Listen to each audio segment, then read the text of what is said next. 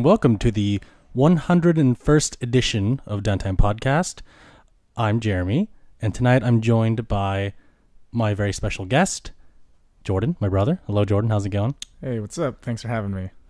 Jordan, brother of the show. He's been on multiple times, and Alyssa couldn't make it today. She's out for business, but we're going to talk about some games that we're playing. We're going to talk about news. There's a lot to talk about today. So tonight we'll be talking about stuff that we're playing. So Jordan, what are you playing right now? What are you playing?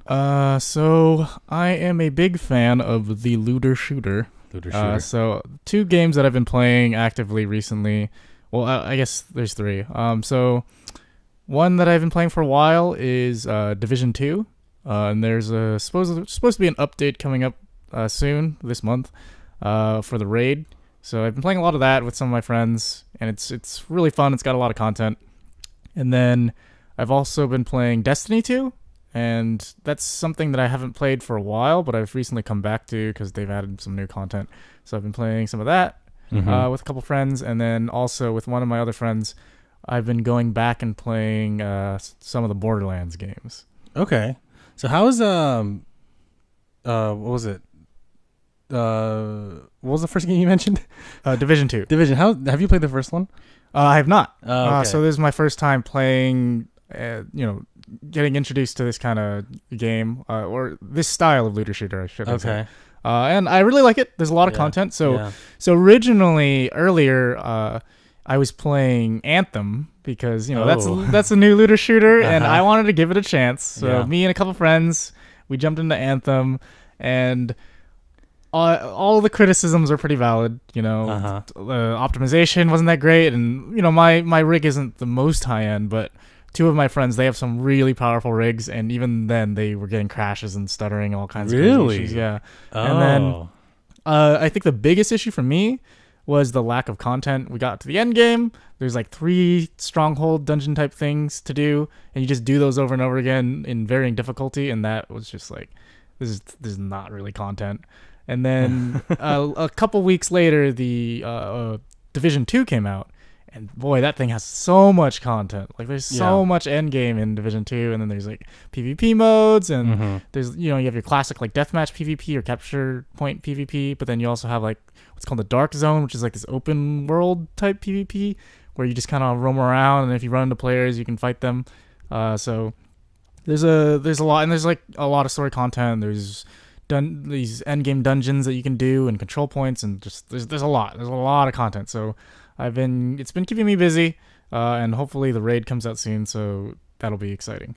And then for Destiny 2, that one got pretty repetitive towards the end game, but then again they've released some new content, so I'm trying that out. Right. Cool. And so you jumped on the Anthem wagon, and then you jumped off of it. And so you've been just going on a looter shooter binge, right? Yeah, so I don't really collect a lot of things in real life. Like, I'm not really much of a collector. Right. But for some reason in video games, I like collecting things. That's fine. And so there's other looter shooters I've played in the past. Like, I used to really actively play Warframe. That was a big one for me. And I still come back to it every so often, but that's just another one on the list.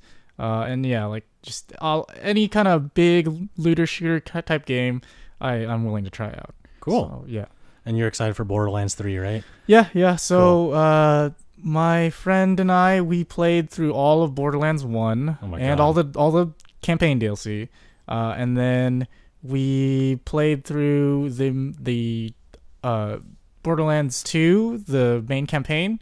We haven't touched the DLC yet, but then my friend, since he's played it before, we were just replaying it, but then he's never played the pre-sequel, so we're actually going through that too. And nice. Pre-sequel and Borderlands 2 have pretty much the same gameplay. There's just some extra mechanics in pre-sequel, but otherwise they're pretty similar. So it's hopefully preparing us for Borderlands 3 and what to expect and all that. Right. I read that David Eddings, the original voice of Claptrap, he left Gearbox and he wanted more money because he was an employee at Gearbox, and he just did the Claptrap voice as more of like a favor, or like he worked there. Like what's the point of just like you can just like lend your voice, it's fine. It's like working at a big company and being like, oh yeah, I'll play this character. And then when he left, he asked the CEO, Randy Pitchford, he was like, can I get some more money? Like, can you pay me for this? And Randy Pitchford is like, nah.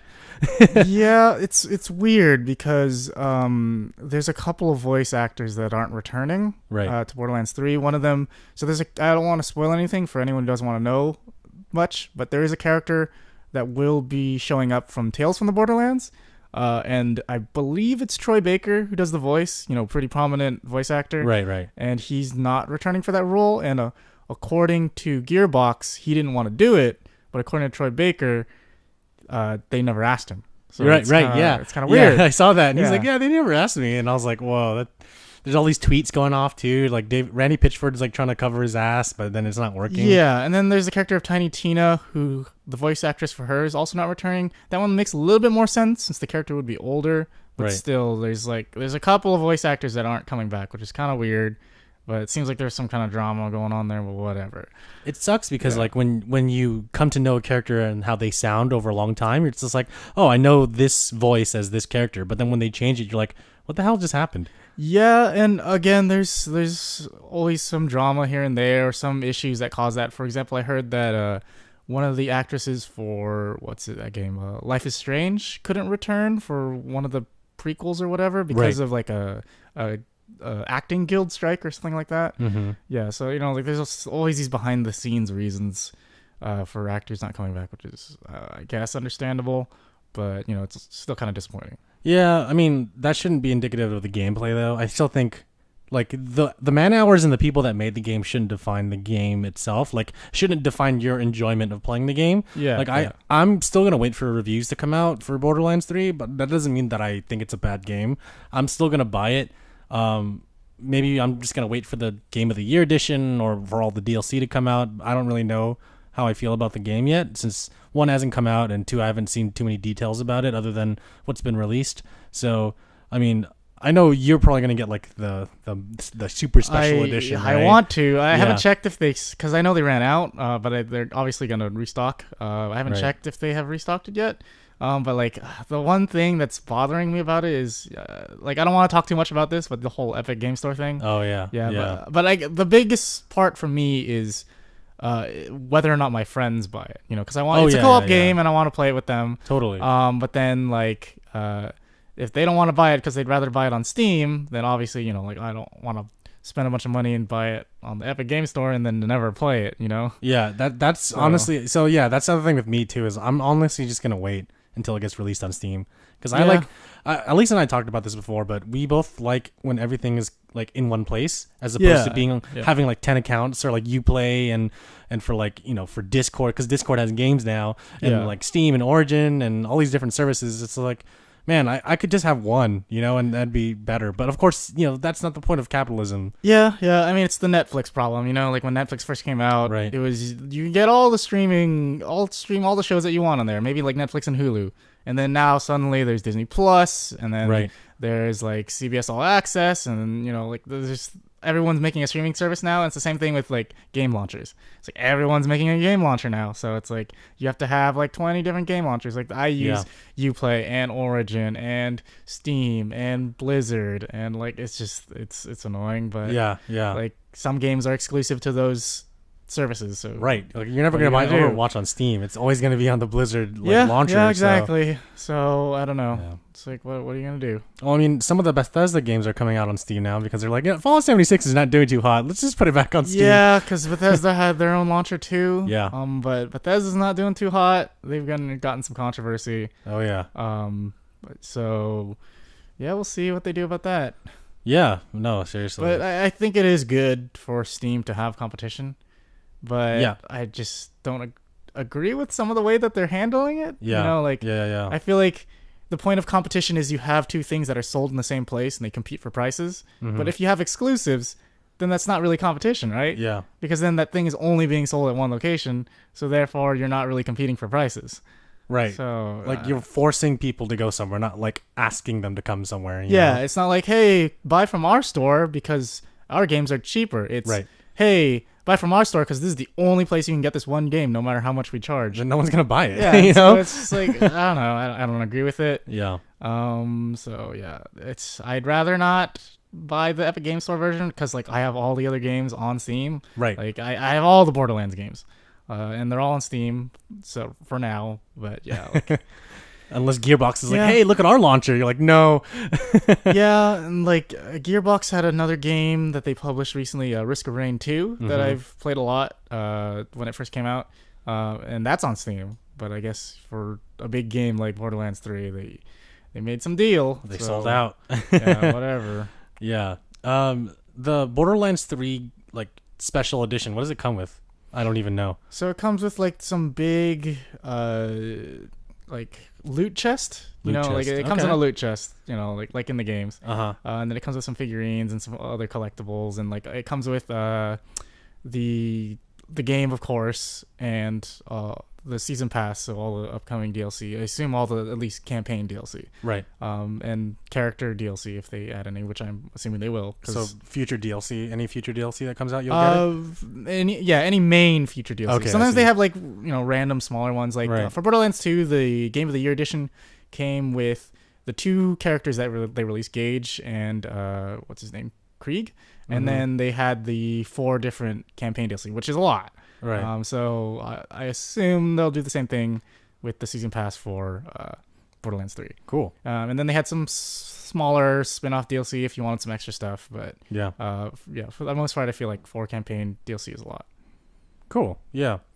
I mean, I'm always interested in whatever Gearbox releases for their special editions of Borderlands, because one time it came with a claptrap, like a radio remote controlled one. Yeah, for Borderlands 2, and I wish I had gotten that one, but then again, like I don't know. Again, I don't really collect a lot of things in real life, right? So I'm not really sure if I 100% will end up buying the Borderlands 3 special edition or collector edition. Yeah. But I have expendable income now, so maybe I'll look into it. But that's how I feel about the Yakuza series. For Yakuza 6, they had like an after hours edition, which is their highest premium edition of the game.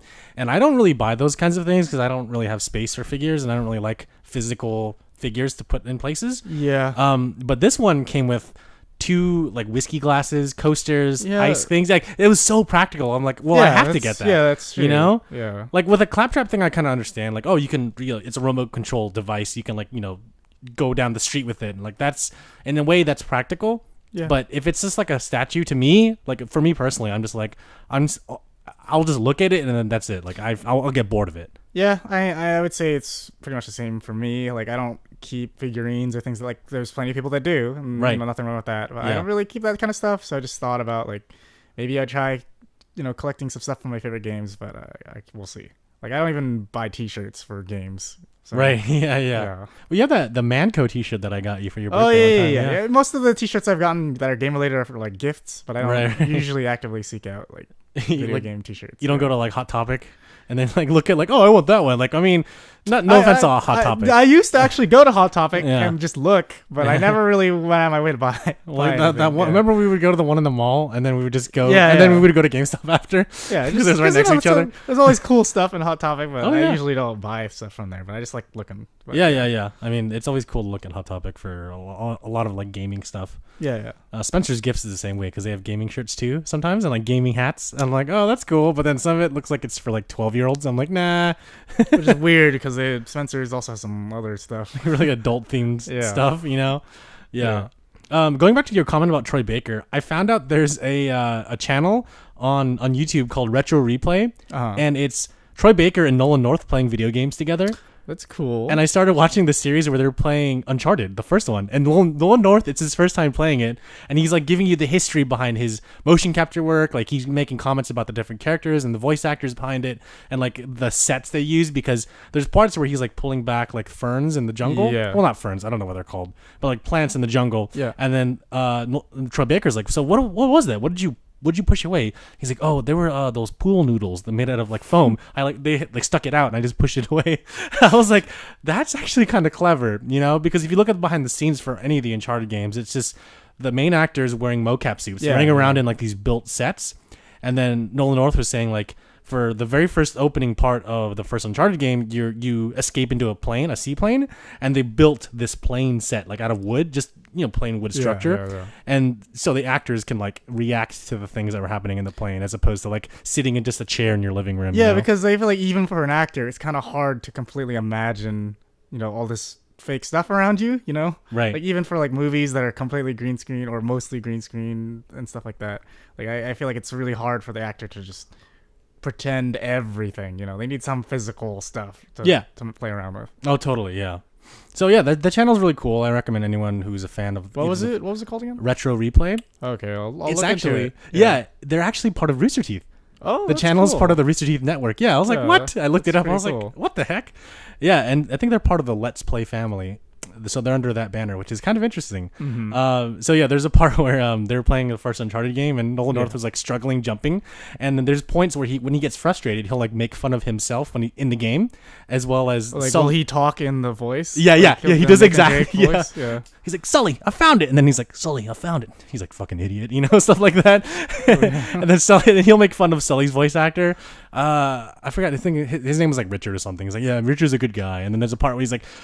He's climbing up a thing and he can't like Nolan North is like trying to climb up this like block or something, but he can't like do it fully. He's like, come on, man.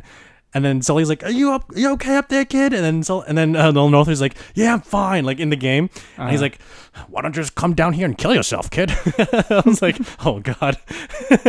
But yeah, it's really fun to see Nolan North like play the game for the first time and like kind of go on the journey with him. And it's kind of cool because they named the playthrough like the Uncharted playthrough, the definitive experience, because you're playing it with the voice actor of Drake. Yeah, that makes a lot of sense. Yeah, so it's super cool. I mean, they have a lot of other cool videos where like they're playing GoldenEye, like Slappers Only, and a bunch of other stuff that they both grew up with, and so it's kind of cool seeing. Because in the fourth game, they're brothers. They play brothers. Like Nolan North plays Nathan Drake, and then Troy Baker plays his brother. So it's kind of cool seeing them like be buddies and like play games together. That's pretty cool. Yeah, super cool. So you're playing a bunch of looter shooters. Anything else that you're playing? Let me think. Hitman too. Oh yeah, which you got me for my birthday. Yep. Yeah. So I played like the first two missions. Yeah. It plays pretty similar to the first the Hitman reboot Hitman. Right. Yeah, so it plays pretty similar, pretty almost exactly the same, which is not a bad thing. It's basically just a continuation of that game, essentially. So far, enjoying it. It's pretty cool. It's got all the same features as the previous game, as far as I can tell. Right. Yeah. So it's fun. So the first Hitman reboot, which is called Hitman, is that a soft reboot? Because I know Diana is still in the game somehow. Yes, you're playing young Agent 47. Oh. Who's discovering his past.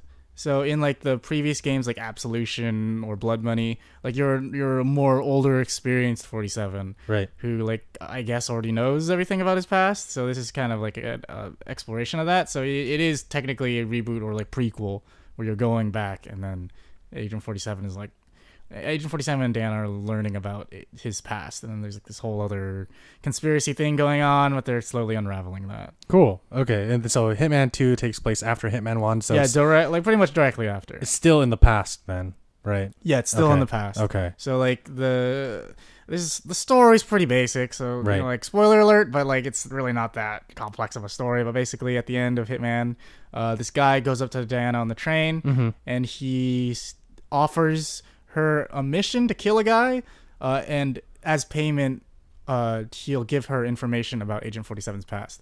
And so the first mission of 2 just picks up right at that mission where you're supposed to be finding this guy that you're trying to kill. That's cool. See, what I like about Hitman is that you don't really have to particularly follow the story. It's more about how you execute the level. Yeah, which is like the whole point of the Hitman games is how you sneak past and like the different ways that you can accomplish your mission, which I think is cool. It's not really much of a story-driven game. The story is there just to explain like why are you at this location? Why are you killing this person? Right. But yeah, overall it's just a fun game with all kinds of creative ways to assassinate people and like get out of situations. Like there's in the first Hitman game, there was a challenge mode where you had to kill people specific ways or do certain things. And some were just made by the game, by the developer, and there's others that were made by other users that they could submit. Wow. And so you could try that. Like there was one, I believe this one was made by the developers though, where there's this fashion show, and it's like in this big fancy mansion, but the mansion has like a museum section, and your goal is to go to the top floor and kill a guy, but you have to kill him with a battle axe. Wow. That you get from the museum area.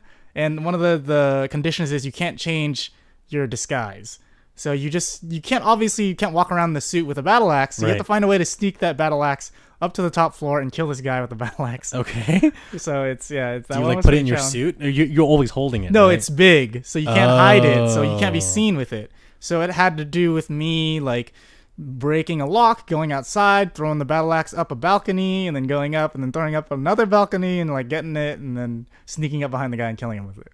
So it was interesting. And then like I've done some of the user created ones. One was like, oh, you have to snipe a bunch of people through this windows in this big building, and like it's pretty cool. So yeah, I like how they added like sort of a replayability, and they also added a way to get like a community involved. So it's awesome. That's awesome. That's really cool. Yeah. So how do you sneak the axe up?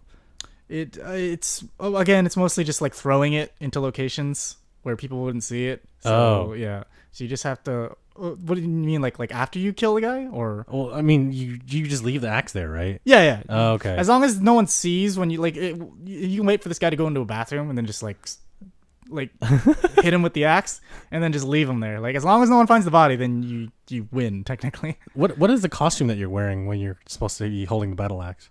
It's just your suit, your starting suit. Okay. Yeah, you have to not get seen. You have to be wearing your starting suit and not get seen. Imagine being that guy in the bathroom. You look up in the mirror and you see this man in a suit holding a battle axe about to kill you. You're like, what the hell? And then you just die. It's pretty brutal. And the way that you kill people, like the way you stealth kill people, or even if they spot you and you kill them with the battle axe, the animation is brutal. Oh. Like if you get behind them, you like put the axe on their shoulder, like you're behind them and you put it on their shoulder and you like twist it and it like slices their neck. Or I think if they turn around, they see you. It's just a different animation where you like bury it in their head. And God! Yeah, it's pretty brutal. Not for the faint of heart. The assassinations in Hitman are pretty brutal. Yeah. Before, I mean, they were pretty brutal like back then, but still, like I think over time they're like, how can we make this uglier? Yeah. I remember in Blood Money, if you assassinate people with a hammer, you just like jam it in their head. And, it's. Man, it's bad. Is that the hey there, partner? Is that Blood Money? Yeah. Okay. So, yeah. The Mardi Gras mission. Cool. So you're playing looter shooters in Hitman. I'm glad you like Hitman. Yeah, it's fun. Yeah, again, it's basically the other game, which is fine by me. Yeah. We'll see what the third one will be. Yeah. Hitman 3. Yeah, we'll see. More guns on feet. Or I hope they had like a co-op Hitman. That would be awesome. If they had like it would be trickier to pull off. Oh man. Because, you have to find a way to get both players involved equally. Right. But I'm sure they could probably find a way. Like Portal 2 added co-op, and I thought it was kind of weird to have, like how complex do the puzzles have to be to warrant co-op play, but they managed to pull off something like that. So I see the Hitman missions as pretty much kind of like a puzzle. So I'm sure they can find a way to make it require two people. Like one person has to hack a door or something, and the other person has to go through or whatever. Or like distract someone else. Or like there's two targets and they have to be assassinated at exactly the same time. That would be kind of cool. You know? I mean, it's about time we see Agent 46 and 48, right? So yeah, because it's a stealth game for the most part. Like obviously you don't have to do it stealth, but there's a heavy encouragement for that. So I see it could be something like Splinter Cell. Like Splinter Cell was able to do co-op for some of its games, so I'm sure Hitman could pull it off if they tried hard enough. Absolutely. Yeah, that'd be cool. I mean, come on. What was the studio? Square that makes it? Square publishes it? Or not anymore. Oh. They actually left Square. It's like what's IO Interactive. Okay. Yeah, which used to be owned by Square, but not anymore. I forget who. I think it's WB has them now. Which is kind of and it's IO Interactive, but it's IOI, which I think is the name of the bad company in Ready Player One. Yeah, that's. I guess it's just a coincidence. It's IO Interactive. Yeah, IOI. Yeah, I was like, I guess that's just a coincidence. No. But okay. That's cool. Cool. On my end, I've been playing a lot of Mario Kart. And actually, I finally 100%ed that game. Nice. 100% means getting all the gold card items to me. Like some people are like, oh, you have to beat the staff ghosts on 200, but then I beat all the staff ghosts on 150 because I that's the only way to get the gold wheels. Yeah. The way to get the gold frame is if you get 4,000 coins, I believe, and to get the gold glider, I think it was like 2,000 or 3,000 coins or something like that. Yeah. But yeah, finally 100% of the game. Still a fun game. Like it has a lot of replay value. And I can't stress that enough for like any Mario Kart game is like there's always replay value. There's always new ways to keep playing the game and getting better at it. So yeah, that's kind of like been like my break game since I've been kind of busy with work and other personal life stuff. I'm taking a break from Sekiro. It's just I'm really frustrated at a really certain like it's still early on in the game. I'm really frustrated. So I'm waiting for the summer to come. There's 3 games I'm trying to play this summer. One's Sekiro. One is Shenmue 2 on PS4, and the other one is what is the other game that I'm trying to play? I forgot, but there's 2 games I have in mind so far. Sekiro, Shenmue 2. Oh, Judgment. Judgment is coming out June. What is that? I don't think I know that game. So Judgment is a spin-off of the Yakuza series developed by the same developers and published by Sega. And you play a detective. You don't play a criminal. Well, I don't know if you're a criminal. I think you're just a detective. And yeah, you go around the same city that is in the Yakuza franchise. So of course there's like that's it's a direct spin-off, but also it's it takes place in the same world. So there's like a lot of crossover with I'm sure there's going to be other characters. Okay. And there was a whole scandal that happened in Japan a month or 2 ago, and there was this famous actor, his name is Pierre Taki, and he played one of the main bad guys in the game. And he was caught doing cocaine. I think I heard about this. Yeah, and then Sega went and redid the model. They pulled the game off the shelves in Japan. It still hasn't been released in the West because it releases on June 25th. Doesn't Japan have like really strict drug laws? Yeah, like they crack down on that kind of thing. Oh yeah. If you're a public figure, like a comedian, celebrity, newscaster, and you have some dirt on you, like really bad dirt, either like cheating allegations or doing drugs, then they're gonna like sever ties with you, and you're like, oh fuck, you're messed up. They don't want to associate themselves with you because they pride themselves on really having a really good image. Yeah. So Sega distanced themselves from this guy, and this guy, I think he's still being on trial. He might go to jail, all that stuff. And so what they did was they just took his model and just changed the face a little bit. And they just replaced the actor. Yeah, so no one knows for sure if the disc that comes to the West will have the original model if you don't update the day one patch, because there's going to be a day one patch for sure. Yeah. So, I mean, we don't know if he's still in the game on the American side, but it's probably going to be that he's patched out completely at this point, because like the game will come out next month, and there's more than a month away until that time. So I'm sure there's a point where they make the game go gold and they release it to everyone, or I'm sorry, not release it. They get it ready for mass production. So yeah, and so I'm looking forward to playing that game, just seeing that character, because he's voiced by someone else now. I don't know how crazy that was to do in Japan, because they pulled the game off the shelves and then they I don't know if they restocked it and then had a big giant download patch where you have to like download the new model in Japan. Yeah. I mean, yeah, it was this whole crazy thing. So it's even more of a reason to buy the game and play it and see where they made all the changes. Did you get Red Dead 2? No, I haven't yet. I'm still waiting. See, that's another game. That and Spider-Man are on my list. Oh, yeah. Yeah. So, the summer and fall are going to be packed, because I'm also going to get Shenmue 3 in August, and that'll be fun. Aside from Mario Kart, I've also been playing a little bit of a Hat in Time, the game that you got me for my birthday. Yeah. The game is really fun. It's just like a throwback to like old like N64 or like PS1 or PS2 platformers, right? Yeah, exactly. It feels a lot like Mario 64 with a dash of Banjo-Kazooie, and I want to say this out right now, and people are probably going to hate me. It feels more Banjo-Kazooie than ukulele does. Yeah. And because I played like 30 minutes, no, I played like an hour of the ukulele, and I was like, this is not the same thing. Which, my argument also is, if you want to play Banjo-Kazooie, just go play Banjo-Kazooie. But still, like, the whole point of ukulele being developed is because the guys at Rare that were frustrated with how Rare was developing were like, we want to make something that's like Banjo-Kazooie, but not exactly the same, but have the same magic. I don't know. This game just didn't do it. Ukulele just didn't do it. And I've gone on and on about it, but I don't want to beat a dead horse. Yeah, that's what I heard. Oh man, yeah. So yeah, and I've been playing Mountain Blade Warband, but I've been playing mods for it. So I don't know when that game's gonna come out. That Bannerlord, yeah. I mean, I'm excited for it, but Warband is still a pretty good game. I'd say, like, gameplay wise, like graphically, of course, it's not going to hold up to a lot of titles today. Yeah, it looks like PS1 era graphics. Yeah. But I mean, you and I have played a lot of Fire and Sword, so I mean, we both know how the game mechanics work, and Warband is no different. I've been playing several different. I've been playing 4 mods, but not at the same time. Mm-hmm. So I've been playing one which is based in like Edo period Japan. That's cool. The Warring States period. The whole map is like looks like Japan. All the buildings. There's a bunch of mods that are put into the whole mod itself, like sub mods that make it like a little bit better, like a better clan system and all that. I've also been playing a mod that is based on like 1860s America, which is like the whole map is the the southwestern and so Midwest Civil part. War? Yeah, and then so it's the eastern part, the southwestern part, the south.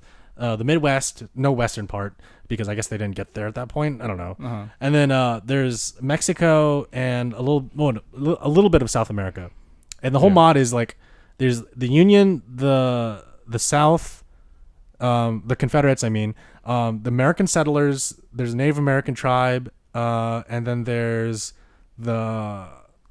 Like I think they're like French Mexicans. I have no idea, but they're in Mexico, but they have the French flag, so I'm kind of confused. Okay. So then I joined the Union. Abraham Lincoln is like the top dog there, and then I became a general in his squad, and then I single-handedly took down like some of the southern like bases, and so we decimated the whole South, like the Confederate army, and so they're all gone. We won, but then the Native Americans and the American settlers declared war on us. Okay. But a lot of the settler and Union bases are right next to each other, so there's like constant conflict. But here's the thing: the settlers and the Native Americans are also at war with each other, so they're both declared war on us while they're still at war with each other. So there's this weird like triangle.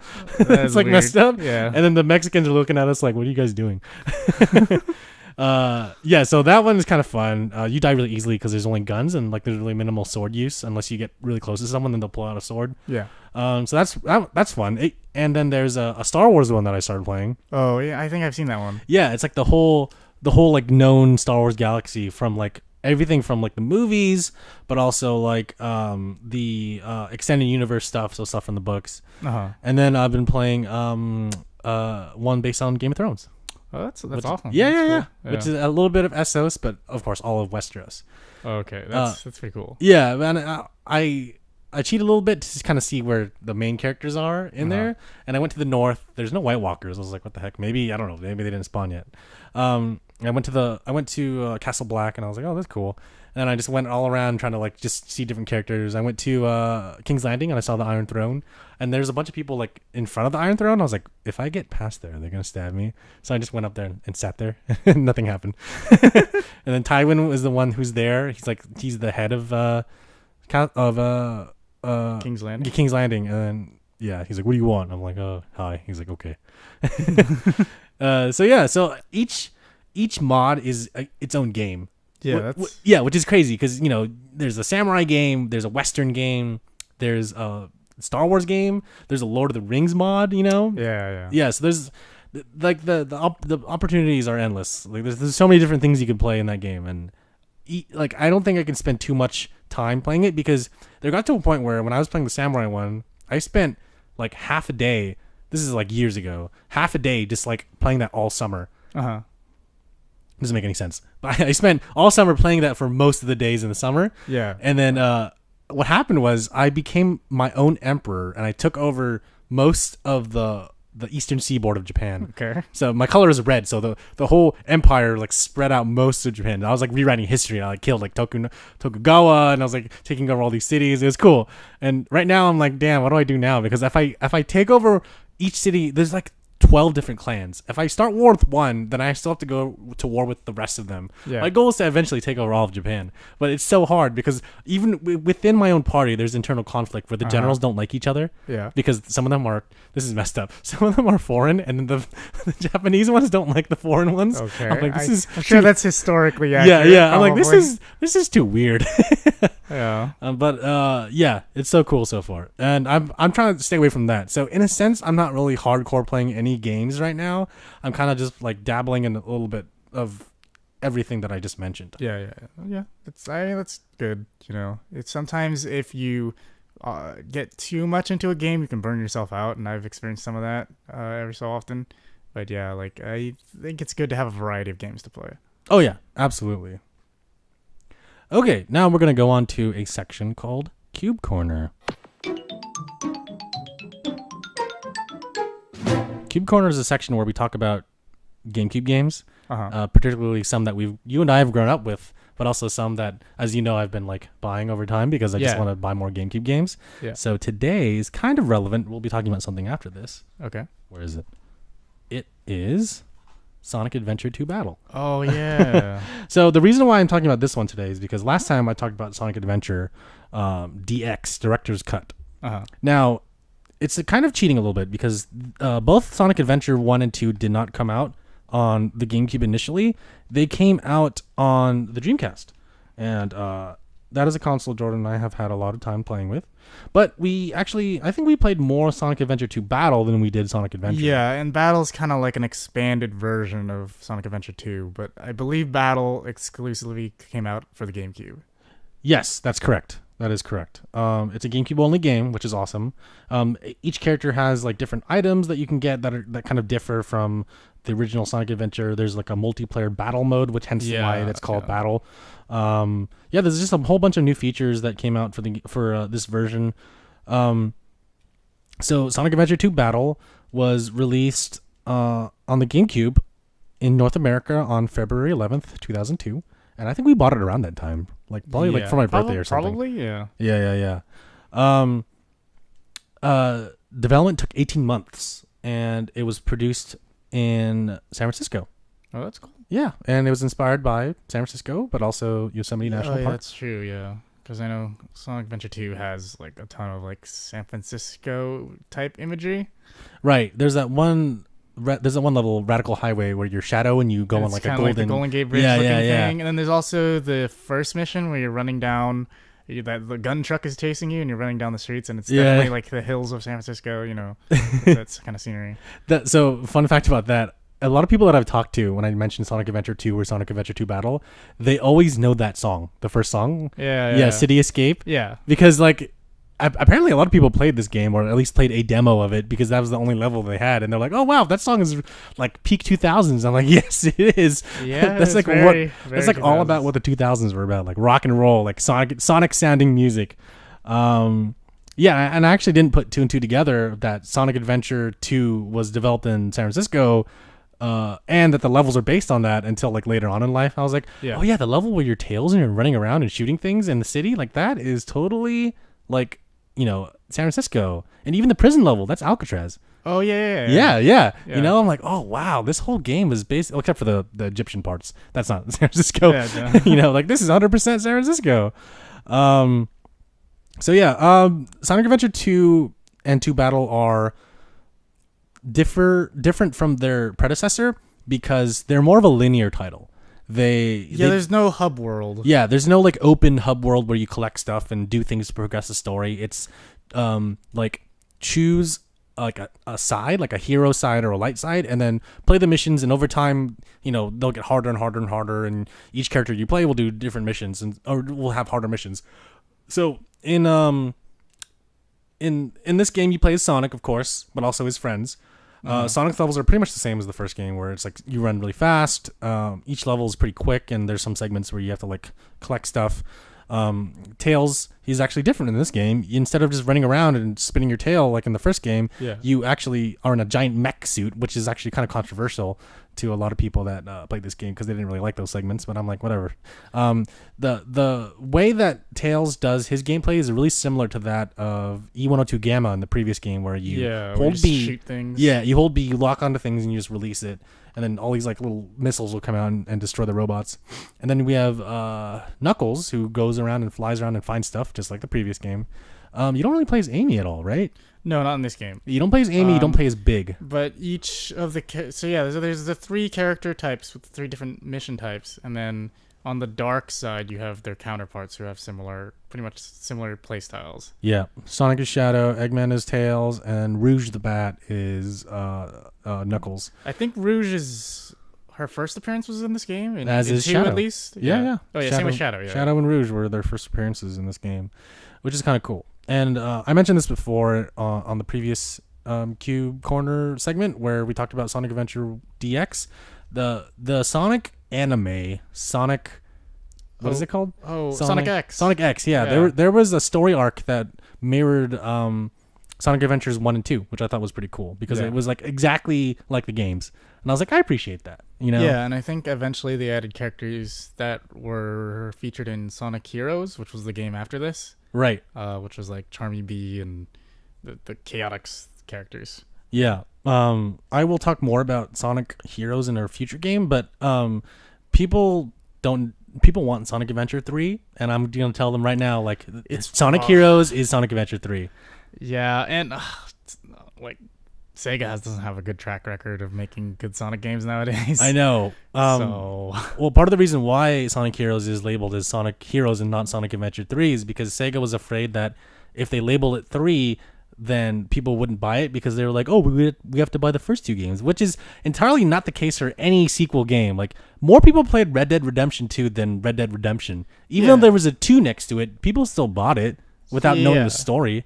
You know? Yeah. I guess it depends. Like if you hear that a game is really good, people will buy it even if it's a sequel, unless it's something like very story driven. But otherwise, if you're just playing it because it's a good game and it's fun gameplay, like I bought Destiny 2, I never played the first Destiny. I bought Division 2, and I never played the first Division. Yeah. So it's just like, if you just hear a game is good, then why not? You know? Exactly. So Sega was afraid that their marketing wouldn't work. And so they were just like, oh, Sonic Heroes. And that's basically Sonic Adventure 3. So for all those people that are clamoring, oh, we should play Sonic, we need Sonic Adventure 3. I'm like, no, you already got it, and you didn't realize it. Yeah. So another returning feature of Sonic Adventure 2 Battle is the Chow Garden, which was also present in the first one. It was definitely improved in 2. Yeah, you can go boxing, you can go racing. There's a bunch of little like mini games you can do. I think you can do those in 1 as well, but I don't remember. I think you just took care of it. Yeah, I don't think it wasn't as complex. Like you couldn't do as much. And then you can like turn them into animals if you collect the animals that you rescue, and then turn them into like they'll get those certain features from the animals. They'll like adopt the traits. They'll like hug it and kiss it. And and those give them different stats. Like, I remember getting the bunny was important because the bunny has Sonic. Speed. Yeah. It turns them into Sonic. Yep. And so the Chow Garden was definitely improved, and a lot of people like praise this Chow Garden as opposed to the first one. Yeah. But I didn't really take too much time into it. I just gave one. I ignored all the other ones and gave one just the bunny over and over again until he turned blue, and then I was like, "You're gonna win all the races," and then he won all the races. It was a nice little mini side game type thing. Yeah, totally.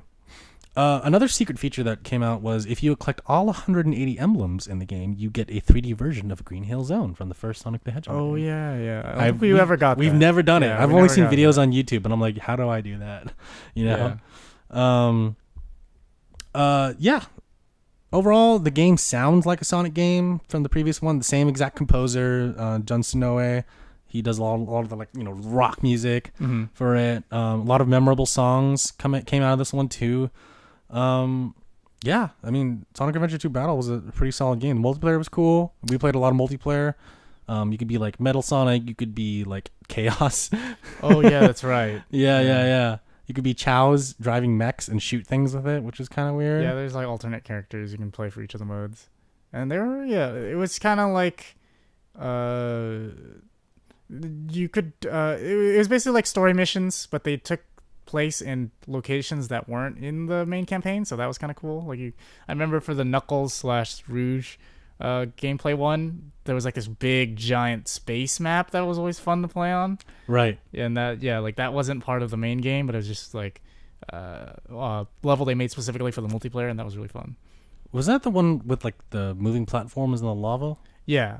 And then there was like planets with gravity that you go on. Oh, that one was the best one. Yeah. So like it was they did this way before Mario Galaxy. But like there's like different like asteroids or planets that you could hop on, and then there would be gravity. So like you could run all around the whole sphere and you wouldn't fall off, and then you just get off by jumping on one of those jump pads to get launched to another place with gravity. Right. So yeah. Oh man, I remember that now. That was so fun. A lot of people give this game shit, but I actually liked it a lot. I liked both Sonic Adventure games and Battle, of course. Yeah, totally. So that has been this edition of Cube Corner. Thanks for joining me, Jordan. Of course. Yeah. Okay, on to news. There's a lot to cover today on news. Right. The biggest thing that I want to talk about, we'll kind of save it for last or whenever we feel like it. But continuing the Sonic theme, what did you think of the Sonic trailer and the feedback that they're going to change the model of Sonic?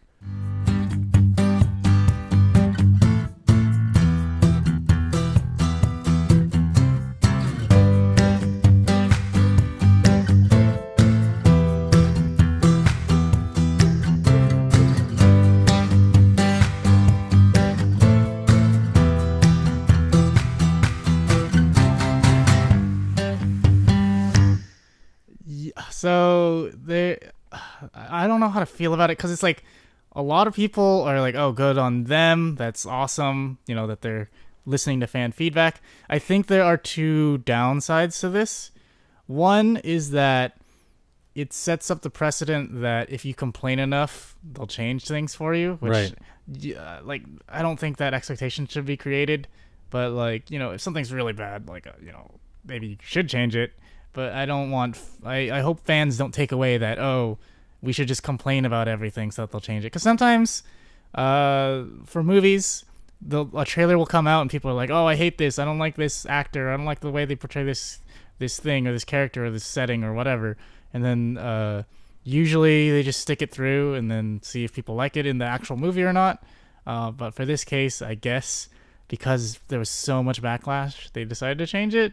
But I don't think it should create an expectation that fans should just complain enough when they see a trailer, But on the other side, it sucks for the animators. The director, I believe, is the one who said, "Oh, we're gonna change it," but he's not the one changing it. Like, he's not the one that put all the work animating and designing the character. Like, he just gave it the green light. Right. So there's gonna be some people that have to, work their asses off if they want to meet the same deadline to, reanimate it and do all that. Unless, and here's the conspiracy theory, unless they had another character model already and they just have to swap it out. I see. Like, you heard of that too. Yeah, where they're playing people and they're like, well, people didn't like it, so we'll fix it, when all along they already had another character model ready just in case. Did you hear that from the Funhouse podcast or something? Because I heard that's what they were talking about too. Yeah, I've heard the Funhouse podcast, but I've seen it on Reddit. I've seen it all over the place where people are like, what if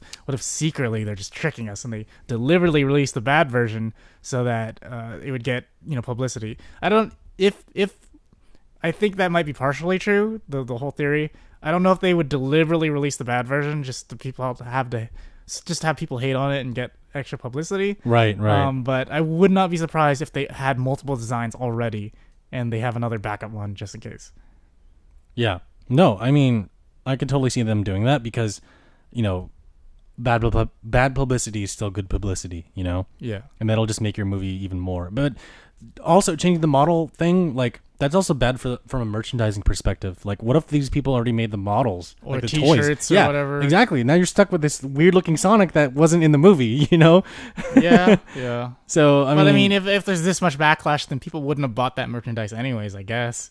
So, I mean, you're gonna have that middle America parent that's like, "Hey, Johnny, you like this little Sonic character?" "Yeah, Daddy." And he's like wearing it proudly because he thinks that's what Sonic looks like in the games because he doesn't know any better because he's only like 8. And then and yet he looks at it, he's like, oh shit, when he grows up, he's like, I can't believe I wore that. Yeah, and like another comparison that people make is like Detective Pikachu is coming out this weekend. Right. Like people who've already seen it or seen the trailers, they're like, why couldn't they just do that? Like if you look at the Detective Pikachu trailers, right, they just keep the exact same design. like the same 3D design of all the Pokemon, like from all the games, right? And they just add like fur or scales or make them kind of shiny or whatever. Like, but they look exactly the same like they would in the video games.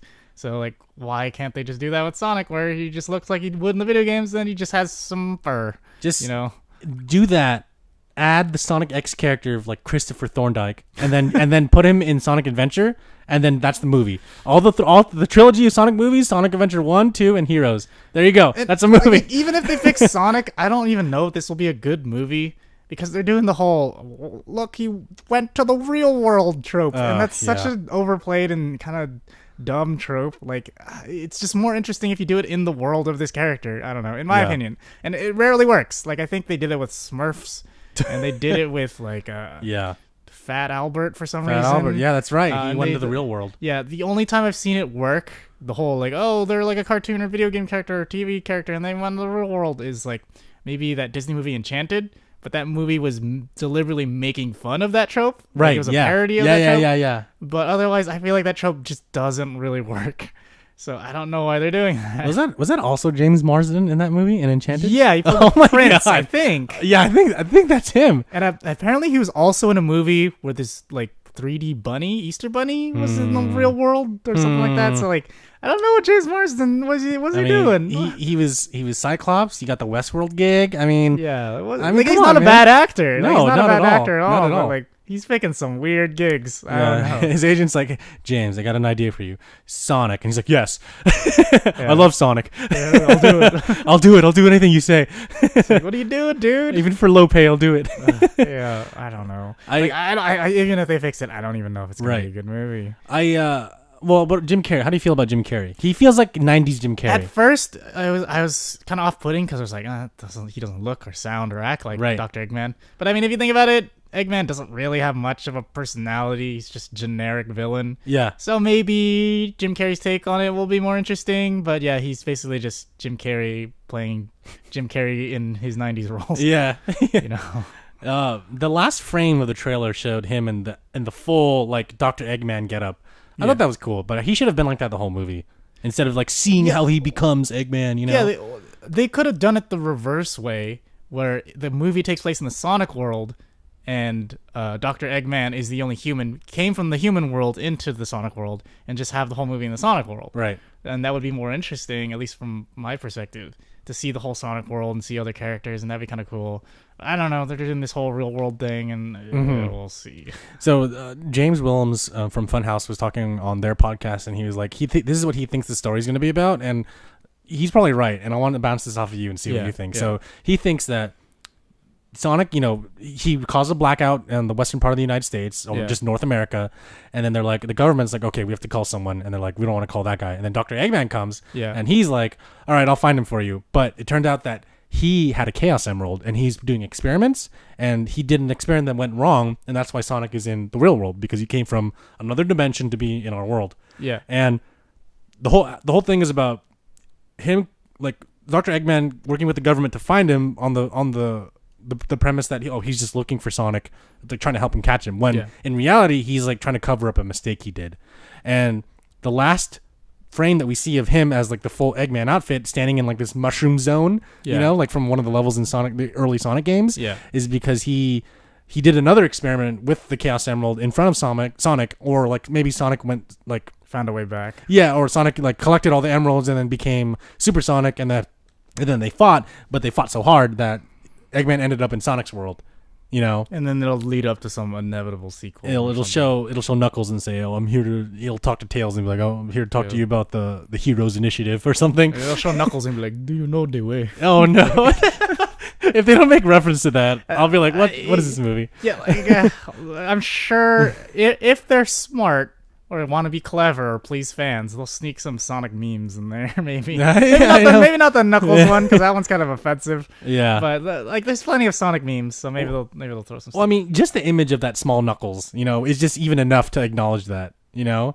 Like not even saying the voice, just like having that like that squished looking knuckles. Yeah. You know, or even just saying like, "Do you know the way?" or something. As far as I know, the Sonic Boom TV show actually like, makes references to the memes. Yeah. So that's kind of funny. They're like, "Oh, it was better the last time" or something. Like they talk about it like, you know, they talk about their own games in a really self-referential way. Yeah, and then Sonic mentioned something about like people drawing him weird on the internet. Yeah. Like Yeah. I saw that too. I thought that was really cool. There was this one podcast I was listening, or this YouTube channel that I watched called Screen Junkies, and they were talking about the Sonic stuff. And there's this mini game that you can play where you type in your name in Google and you put the Hedgehog afterwards and see what shows up. Because apparently there's a lot of Sonic fans who make up their own Sonic characters. So if you type in so and so the Hedgehog, something will come up. Yeah, I mean there's a lot of really big fan art behind the Sonic community.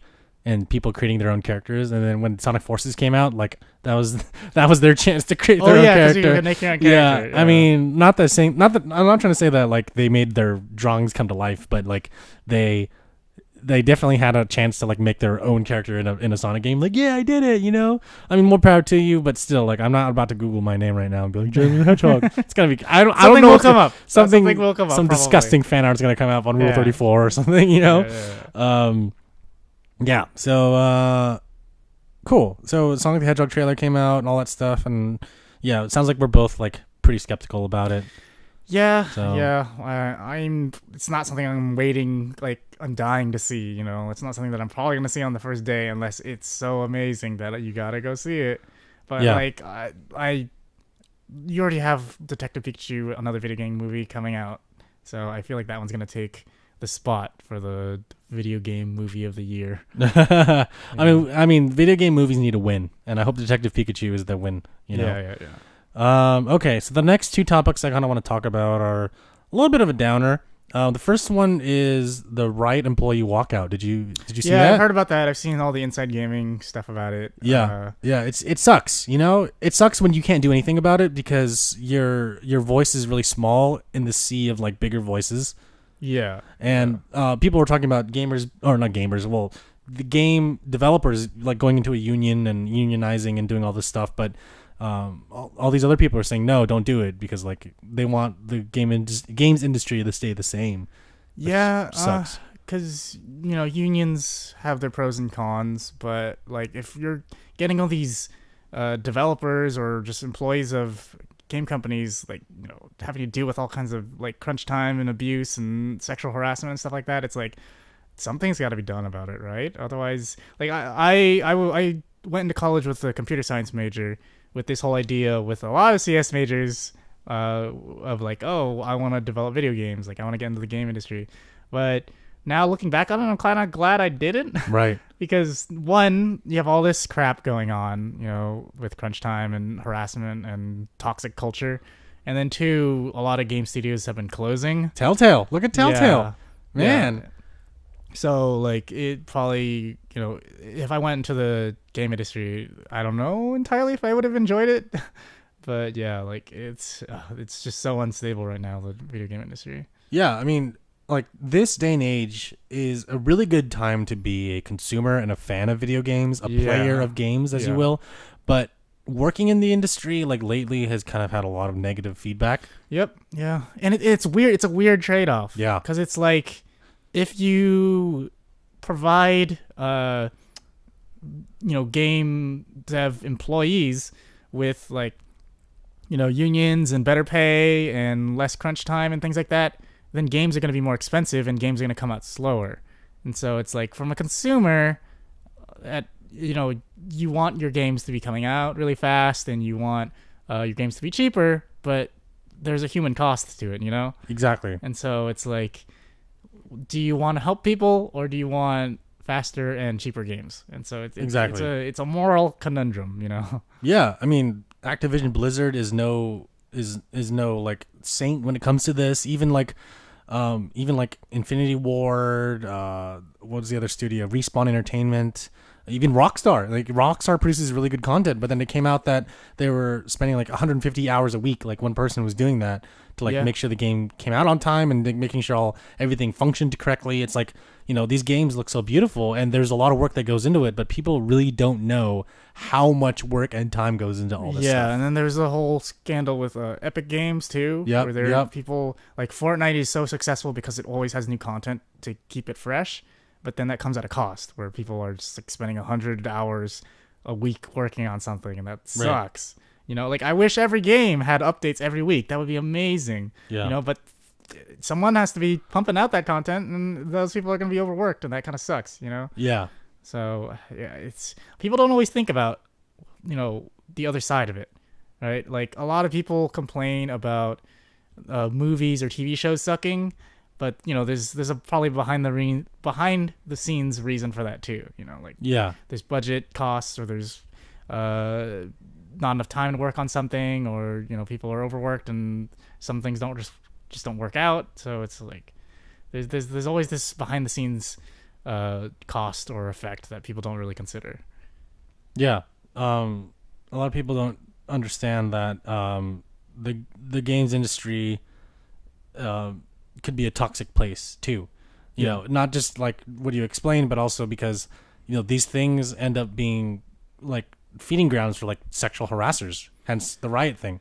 It's like their way of coping with all the stress and all the toxic culture is to like, I guess, sexually harass people. I guess your instinct to come out of that is just to like go back to your basic level of just harassing and molesting people. Like, not that that's a good thing. No, not at all. But it's just like, it's just weird how these things connect. Yeah, and I don't know the statistics, but I assume the game industry is primarily male dominated. Yeah. But obviously there's still plenty of females in it.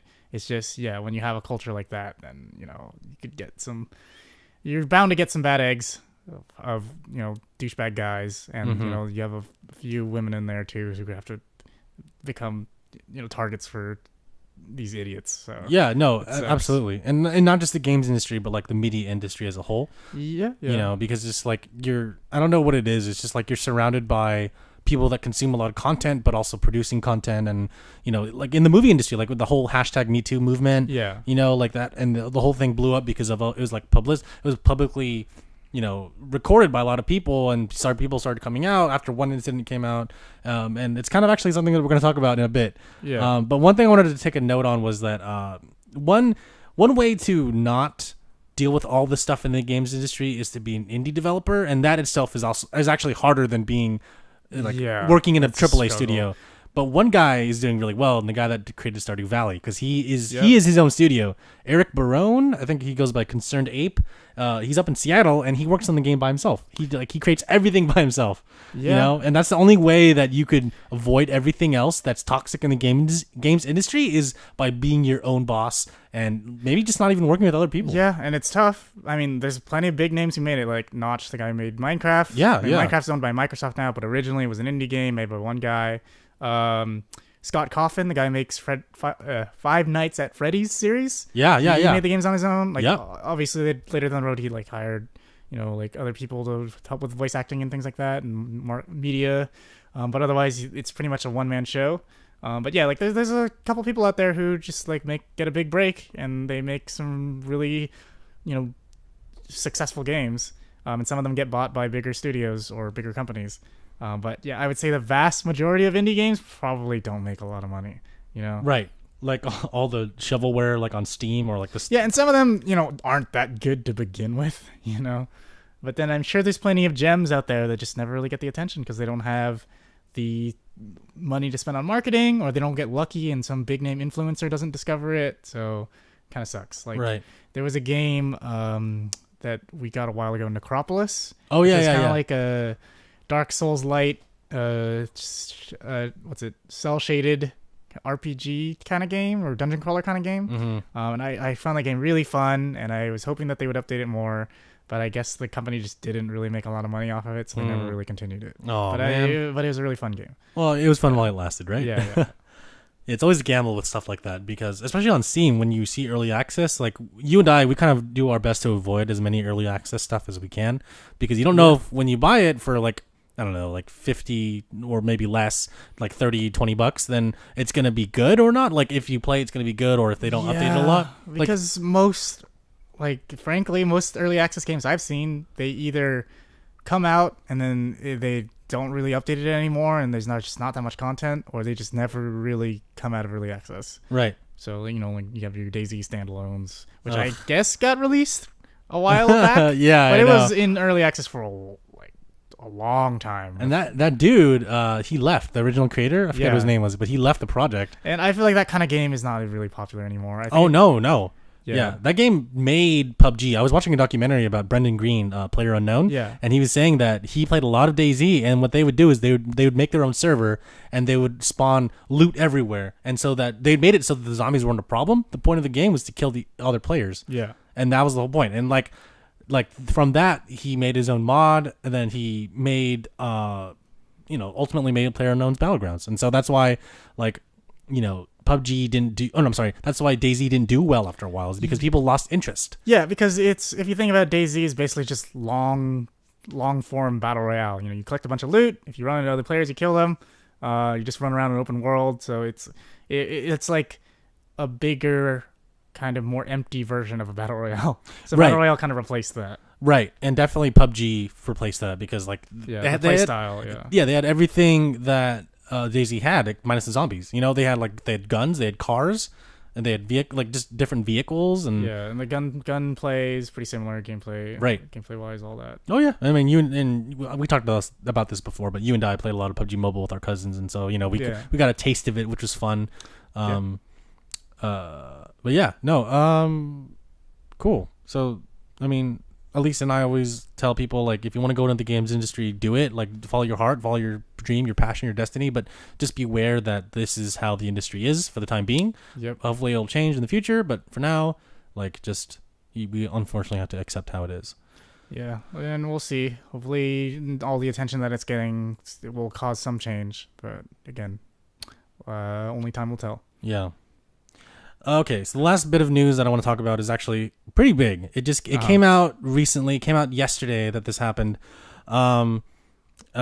And this is going to be kind of a sad, disturbing one. So you can fast forward this part, but we'll get to questions and comments later, which is actually a lot better than this. But okay, so it came out that there's a prominent YouTuber. His name is Jared Knabenbauer, and he goes by the name ProJared on YouTube. Mm-hmm. And he made a lot of he made a lot of really good video essays and a lot of really informative videos and really fun videos. A Let's Play channel. He did all this stuff. And yesterday he tweeted out that he and his wife, her name is Heidi, and she's a well-known cosplayer, that they were getting a divorce. And so when he tweeted that out, his wife, who was also on Twitter, was tweeting out he abused her, he assaulted her, that he had this Tumblr where he had a bunch of nudes of himself that he was posting on there, but also nudes of other people. And so he made a Snapchat as well where he was sending snaps of dick pics out to his fans, and some of them were underage. Okay. Yeah, and on Twitter he was doing this too, DMing people, I think. And so it came out, and she was saying all this stuff, and then other people started raising their hands too, hey, he actually sent me dick pics, and he sent me pictures of all this stuff, and he kind of it's not seduced me, but sent me terrible pictures when I was 16 or whatever.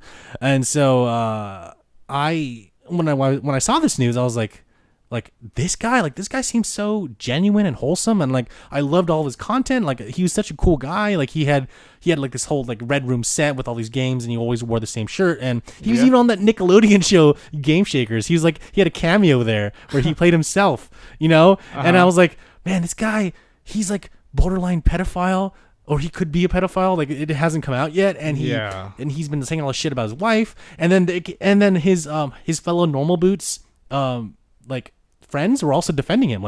Peanut Butter Gamer, he was defending him. I was what? But then he deleted all his tweets where he was defending him, and I was oh my god, this is such a shit show. Yeah. And so, and I told you this, and then you're holy shit, another Jared. yeah. What is the Subway guy? Yeah, the Subway's Jared. Turned out he was a pedophile or something he was he had 10 terabytes of child porn or something. Yeah. And I was how do you get 10 terabytes?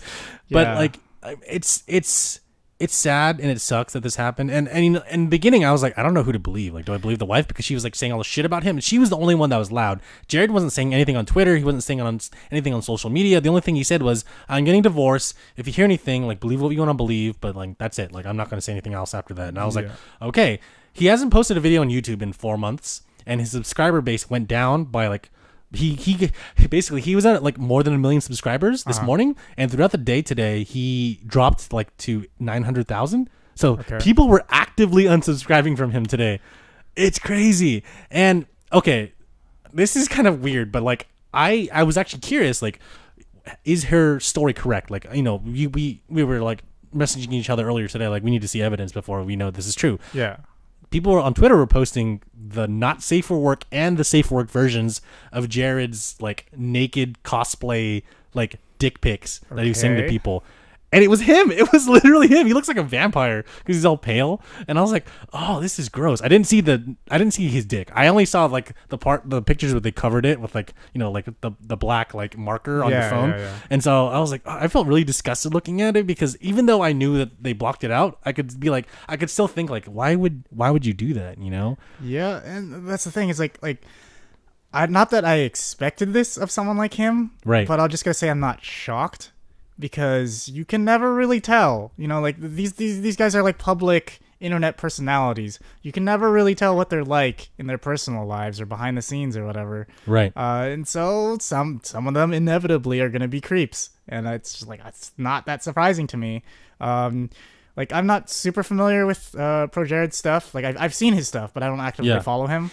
But again, like I'm like, you know, he seems like a cool guy and he's got some good content, but again, you never really know. Like there was that one guy, what's his name, Austin Jones or something like that. He's like some. Oh yeah, I saw that. He went to jail for 10 years. Yeah, he's some acapella YouTuber. Right. Again, I've seen some of his stuff, but I don't really actively follow it. Right. But yeah, he was like flirting with underage girls and having them send him like, you know, inappropriate pictures of themselves and stuff like that. And like he was found guilty. Like he admitted to it. And they he's also a pedophile, right? Yeah. They sent it like he explicitly sought out these girls because of their ages. Ugh. So it's yeah. So he was caught and convicted. And then the other channel that I talked about a while ago, Screen Junkies. Mm-hmm. One of their creators, Andy Signore, he's like one of the guys who founded Screen Junkies, the channel, which is like a big channel on YouTube. No. He was also found to be abusing his power, like you know, sexually harassing fans, sexually harassing employees, and it really shook up the company because, like, you know, it's this big community, and he's like, he hosts some of their shows, and he's like this really nice, friendly guy. Right. You know, no one thought he was capable of that kind of thing. And even like the other employees, the other co-hosts and stuff like that, when they finally talked about it, they were like, yeah, this was my boss. This was also my friend. This was someone I trusted, and I didn't think he was capable of this kind of thing. And it's like, and again, for his case, these were just allegations. He never got, you know, convicted or anything of that, but he did get fired. But still, like, it's a lot of smoke for there not to be a fire, you know? Yeah. Like when you have so many people coming out and saying, hey, this person did this to me, and they have like text messages and things like that. Right. It's like, I don't know, either this is some really crazy misunderstanding or they've done something sketch, you know? Yeah. So it's just like, for a lot of people to come out and say something, there must be something going on. That's the point when I believed it. Because in the beginning I was like, man, maybe she's just saying shit. Like, yeah, like if it's just one person, maybe they're just trying to make someone look bad, like because they had a falling out. Yeah. But when you have other people saying, hey, here's the stuff that they sent me, and I also experienced some random crap. Right. It's like, that's something must be going on. Like, all right, Jared, how many years are you going to prison for? You know? Yeah. It's like, especially when they're underage, like, what the fuck are you doing? What are you doing? I know, dude? It doesn't matter when they were underage. The fact they were underage when you did it is the worst part. Yeah. You know, and like, yeah, like I couldn't believe it either. I was looking at the pictures of him on Twitter. Like, he's like wearing different cosplay outfits with his dick out. He was just naked. Like, he was taking selfies in bed. And I was like, what the hell? And his wife knew about it, but she didn't say anything because I guess he was a public figure or something. Yeah. But then it only now is when it blew up, and she's like, you know what? Fuck it. We're getting divorced. I'm just gonna say whatever I want because I hate you and you're a terrible person and you've always been, and everyone needs to know that. And so, I mean, honestly, this is probably gonna end his YouTube career and his career as a whole because everyone's gonna know him now as the guy that showed his dick on Twitter and sent all these little kids messages and pictures of his dick. And the other part I didn't mention was that he was cheating on his wife. I mean, if he's doing all that stuff, I'm not surprised. I know, right? The ball just gets rolling and bigger for this guy. Like, so he was cheating on his wife with this girl named Holly, and Holly was married to Ross from Game Grumps. Okay. Yeah, and so we don't know if when they were married, when Ross and Holly were married, if she was cheating on Ross as well, or if she broke up with Ross and used like Jared as a rebound. So no one knows, but everyone knows for sure that Holly and Jared were cheating, having an affair. Yeah, they're having an affair while he was married. Exactly. Everyone knows that for sure. And Ross on Twitter was like, yeah, I don't really care about this, so just leave me alone, and I just want to make art and make everyone happy. And everyone's like, okay. So they just left him alone. But then like Holly, his ex-wife, like this morning I was looking at her tweets, and she's like, oh, please leave me alone. Like this is a situation, blah, blah, blah, blah, blah.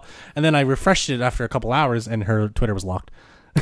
And so clearly there's something going on that no one's saying. Yeah, and it's just like he did all this crap, and it kept going and going. And did he think he was invincible? Did he think that it would never come up to bite him? Like, yeah, it's not like he's some super rich, powerful billionaire who could just pay people off and make it go away. Right. Like doing so much to so many people. It's like it's gonna come and bite you in the ass. Like it's stupid. Not that I'm condoning you should do this, but like he just did it in a really stupid way, and it's like, right. How'd you not think that this would come back to you?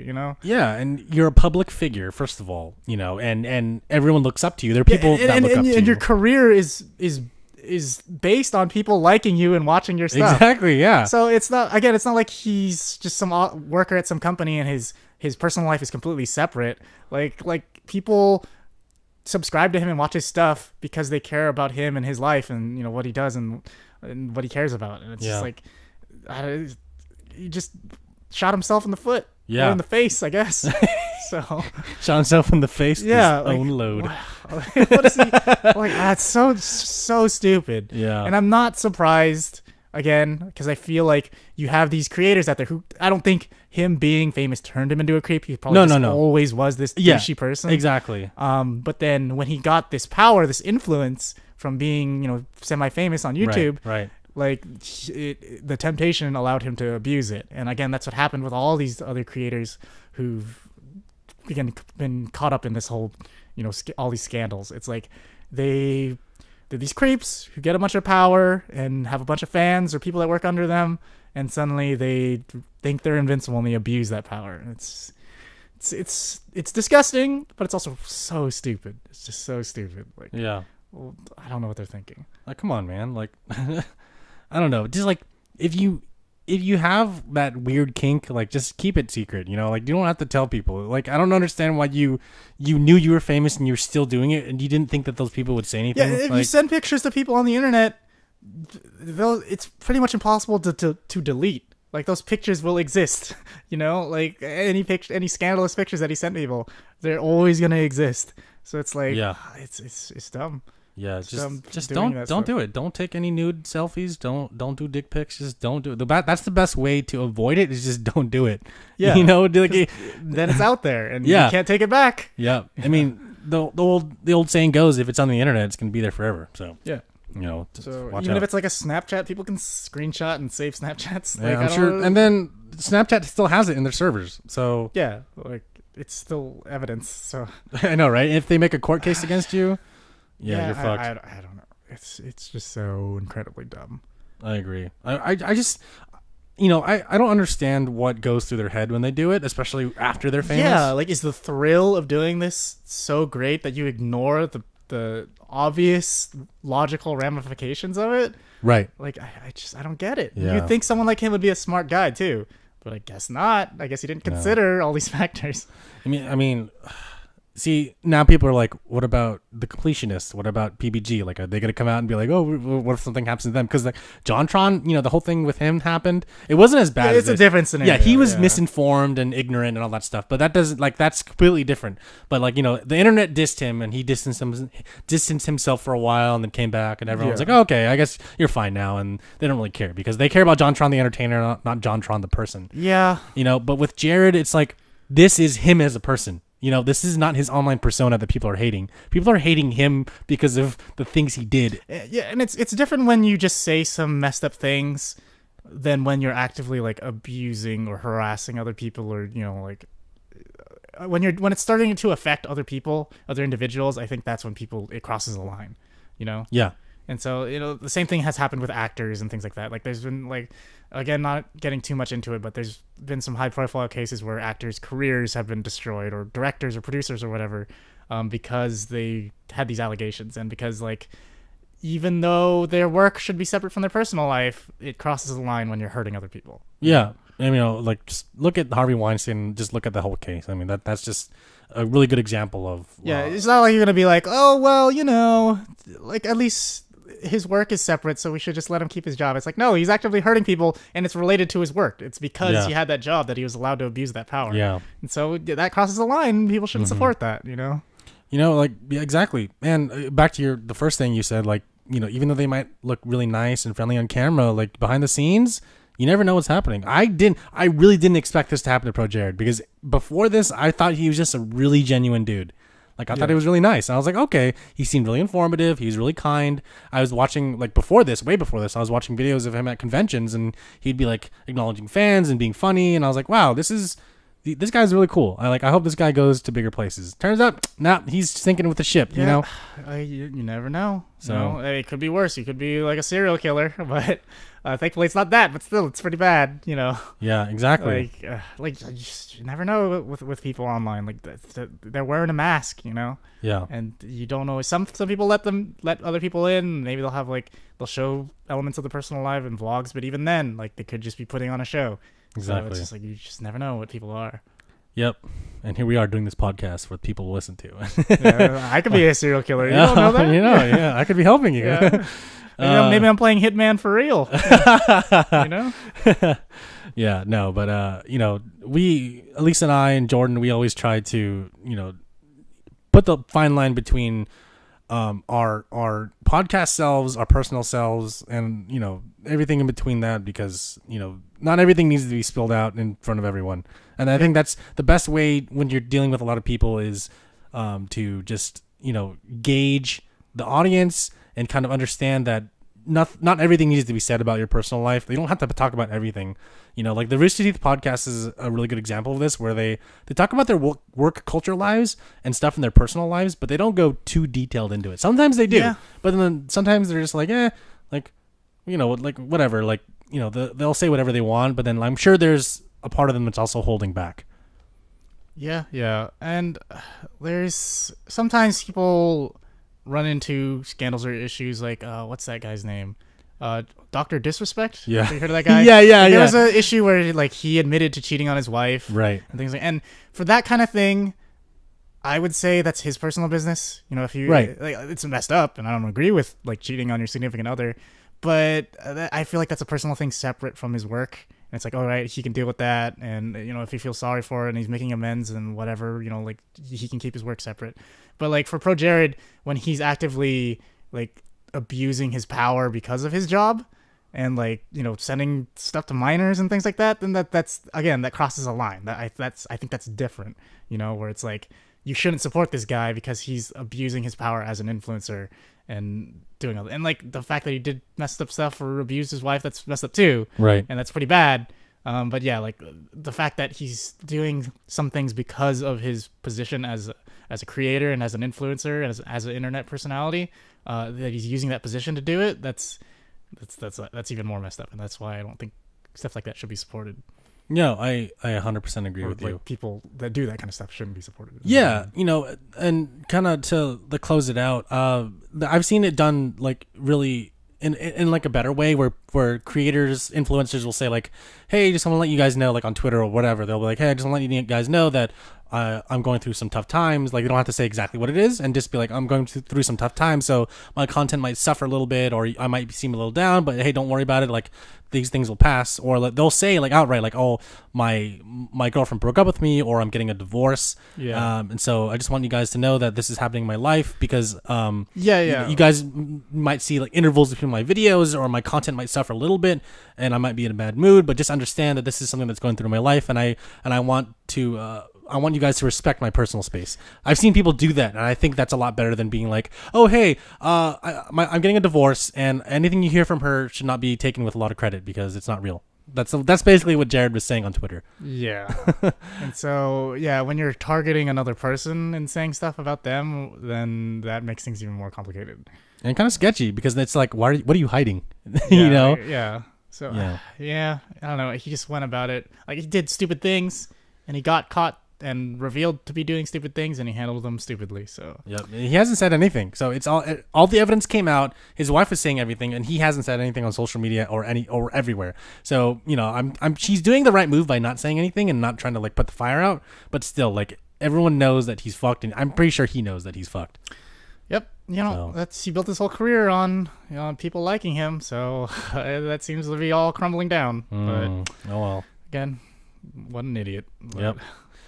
Well, I mean, I won't be watching his videos, and I'll probably unsubscribe from all his stuff too, just so that just to vote with my my views or whatever. Yeah. Okay, so that was kind of rough. Those last two ones are kind of rough. So we're going to move on to questions and comments, which are a lot more fun. So we have one comment and one question this week. So from Downtime Podcast episode 99, PS5 ray tracing is a flex podcast. Johnny Wellman on our YouTube says, "Lol, no kid is going to bother with discs. They're all digital." And kind of some context for you, Jordan. What he means by that is during that podcast episode, Alyssa and I were wondering if the PS5, when it comes out, will either have a disc tray or not. It turned out that it will have a disc tray. I think that's the news that came out. And would most parents either buy games physically for their children or just do the digital store download? And Alyssa said that Alyssa and I both agreed that it's kind of a little bit of both. Because in the far future, if there are no discs or if discs still exist, you're going to have the people that grew up in our generation being like, oh, I want to touch a physical disc. Because like for some people, it's like when they buy it at the store and they hold it, they kind of feel like it's their property. Yeah. As opposed to like a digital game, which could be like removed at any point for whatever reason. But then there are some people that are just lazy and they're like, you know what? I just want everything on one. I want everything digital on my system. For example, for me and my Switch, like I just want everything digital because I don't want to have to deal with putting like the cartridges in and out, and also because they're really small and I might lose it. With discs, it's kind of different. So like with my PS4, I prefer just disc games unless I can't get it on disc form, or if there's a game that I'm like, you know what? I don't want to buy a disc for this because I ran out of space, then I'll buy it. So for me, PS4 is kind of hybrid. For another example is like the GameCube. I don't really have a choice. So because it's older. Right. I think it's okay for them to have the disc drive because again, you still have this older audience that uses discs.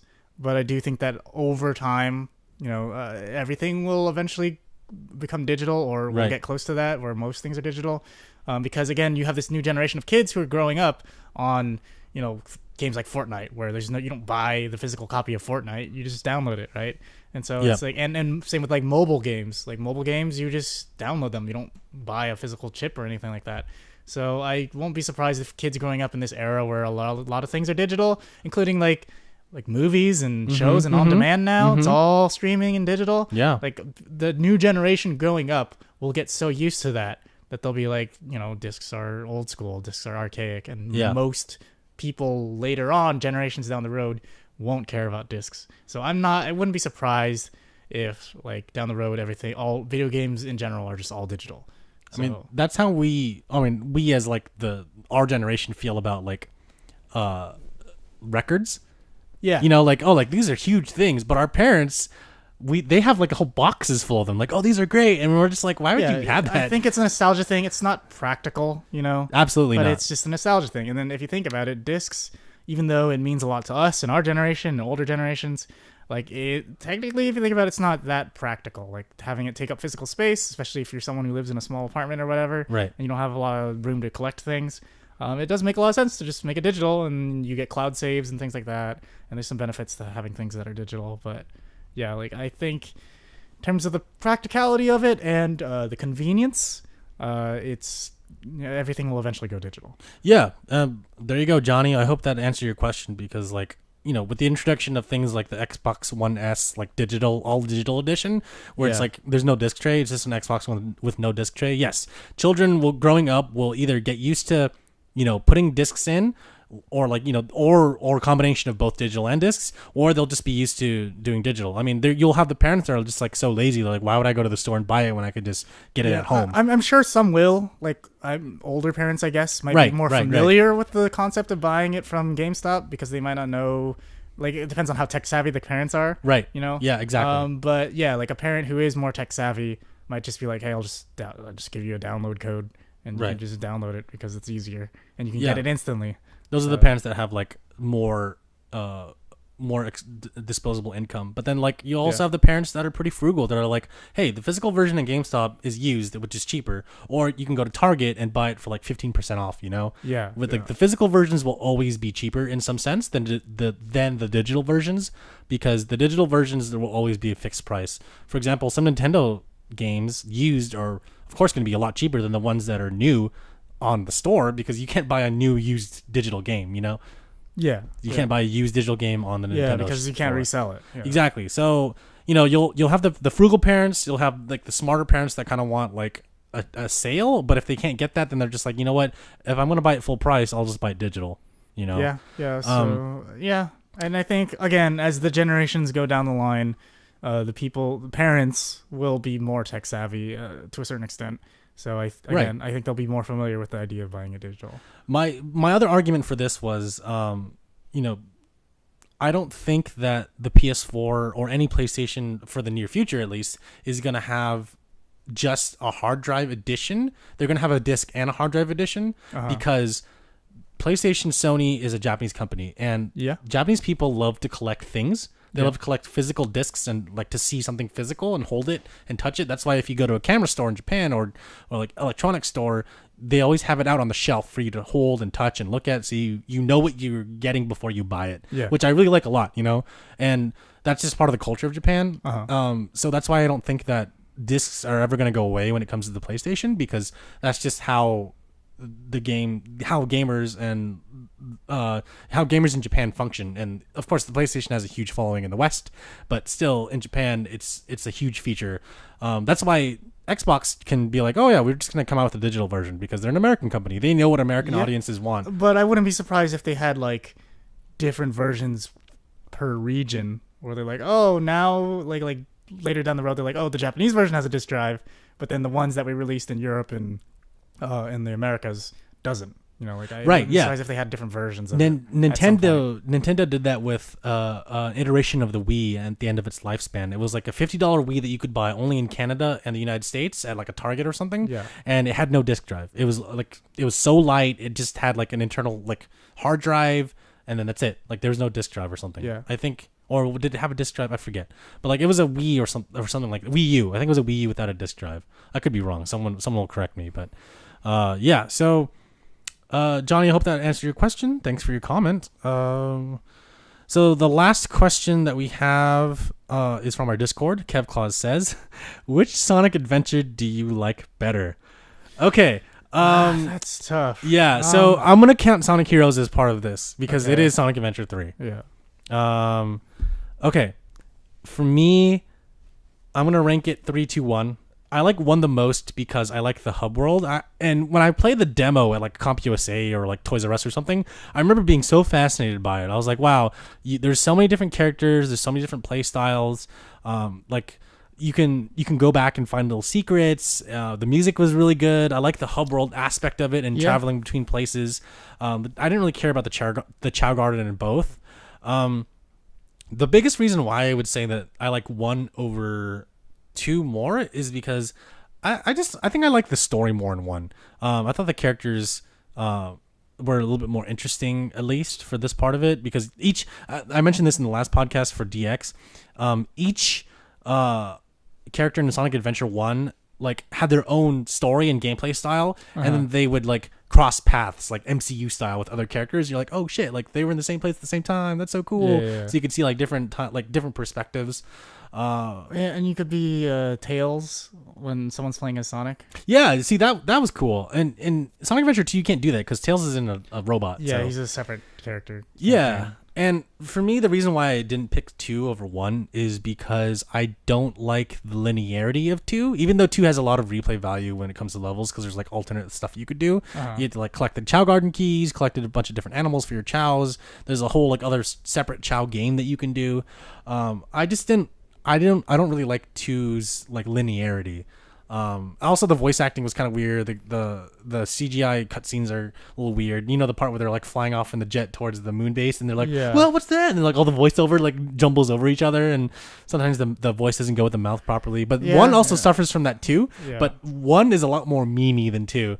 I think. I don't know if I could rank them. I would say Sonic Heroes is definitely the bottom one for me. Yeah, exactly. It wasn't a terrible game, but you know, I definitely wouldn't say it's on the same level. I would say I would put 1 and 2 in the same ranking for me, but for different reasons. Like gameplay wise, I actually like 2 better. I feel like the actual gameplay plays better, and I like the more variety, especially the knuckle segments I thought were better in 2. And then, you know, same with like level design. I feel like the level design in 2 is a lot cooler and had more stuff. But I do, same with you, I do like the open world of the first one. Yeah. And I do think the overall story is more interesting. But then I think for 2, also the music is more iconic for 2. Yeah. So, definitely. Yeah. So there's elements I like of both. So I don't know if I could really pick which one was better, but definitely 1 and 2 are both really nostalgic for me. And then Heroes it's all right, but it definitely isn't the same as the first 2 Sonic Adventures. Yeah, there also is no perfect Sonic game. Let me just put that out there. Maybe with the exception of Mania. I played Mania and I was like, I didn't finish it, but I was like, wow, this is actually a really good Sonic game. Yeah, but that was like designed by fans, right? Yeah, I mean, well, with the publisher Sega, so like it is an official Sega game, but yes, it was not developed by the core Sega team initially, and it didn't involve Yuji Naka, the creator of Sonic, in any way, except for like in a consulting role. But yeah, I mean, there's no perfect. Let me go back and say, like, I don't think there's any perfect Sonic game that was made by Sonic Team. Yeah, because all of them have flaws in a certain way. Like Sonic Adventure has weird like cutscenes that the audio is kind of off. And you have Big the Cat segments that like I wasn't that big of a fan of. No pun intended. But and you can easily run off the stage as Sonic in both 1 and 2. And Sonic Heroes had the whole 3-player mechanic that I didn't like at all. And you know, there's Sonic and the Black Knight that we're not going to talk about. And I dropped off after Sonic Heroes, but a lot of them apparently were like had so many design flaws and glitches, and just like they didn't spend enough time testing it or playing it. A good example is Sonic 06 with long loading times and really, really bad glitches. Yeah, like people could get glitched into other sides of the map, or like they would get stun locked in boss battles and they couldn't get past a certain part, and it's just like I don't know what they're doing. Even the solo game Shadow the Hedgehog was also kind of weird. That was really like super edgy. There's some cool parts to that because it had like what do you call it? Like a branching storyline, and alternate endings. Yeah, alternate endings and different branches, and it would show you the branches that you unlocked. That's kind of cool. But like I don't know, it was a little too cringy for me. It was too edgy. It was like. It was more Hot Topic than Hot Topic. Yeah, they're like, let's make a game with Shadow, and they're like, oh, but wouldn't it just be Sonic? It wouldn't it just be a Sonic game? But like, yeah, but let's give them guns. That's such a good idea. Oh, man. I don't know. They were trying real too hard. Yeah, I mean, it came out. It was born out of the fact that someone wanted to see Sonic holding a gun, and they're like, Sonic can't hold a gun. So they didn't say no. They're like, Sonic can't hold a gun. Shadow can hold a gun. So they're just like, we're going to put this on the table for later. I don't know. Yeah. So. Yeah. Again, like, I hope that this answered your question, Kev, because we grew up playing a lot of Sonic games, but we didn't like the Genesis. We don't have a favorite one because I don't have a favorite one in particular. Yeah. I don't think so. Yeah. I assume most fans. Like I like the Sonic franchise, and like I've played a lot of the older games, and I think they're fun, and I think it's really cool. And I hope that they can be successful later on and do better things with it. But it definitely has gone. Like I definitely recognize that it's gone downhill. Yeah, and I mean, it's just I don't know what they're doing with it. Yeah, well, like you after Heroes, I kind of dropped off. Then I played a little bit of Sonic Shadow the Hedgehog, and I didn't like it, and then. After that, a bunch of other Sonic games came out, and I bought and played Generations, and I thought that was a really, really good game. but it still has a lot of flaws. Yeah. Sonic Generations is like the culmination of every single Sonic game before it into one game where there's like a whole like time travel segment where old Sonic meets new Sonic, and it's like, wow, this is so cool. And yeah, they had like a bunch of levels that were remastered. The music was remastered, so you got a new version of Cityscape in both like a techno EDM style for old Sonic and like a modern rock remastered version for modern Sonic. So I was like, wow, this is really cool.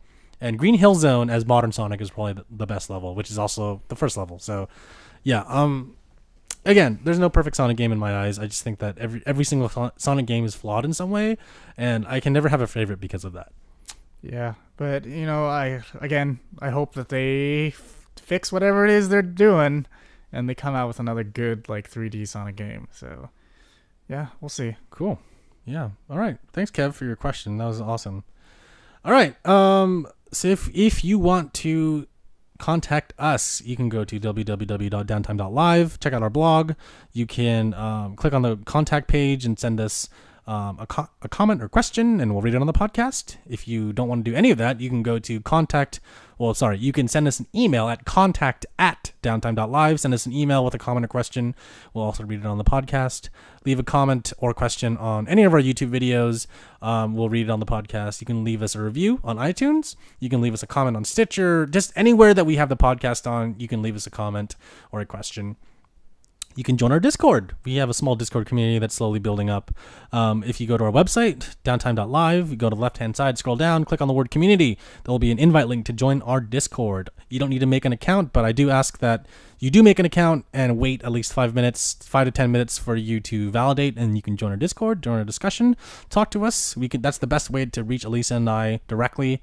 We talk about everything from memes to video game music to anime to stuff that are about GameCubes. We're planning game nights. Join our Discord. We love to hear from you guys. We love talking to you guys. So, anything else to add, Jordan? No, that's it. Cool. All right, everyone. Thanks for listening to the 101st episode of Downtime Podcast. Have a good night. All right. Night.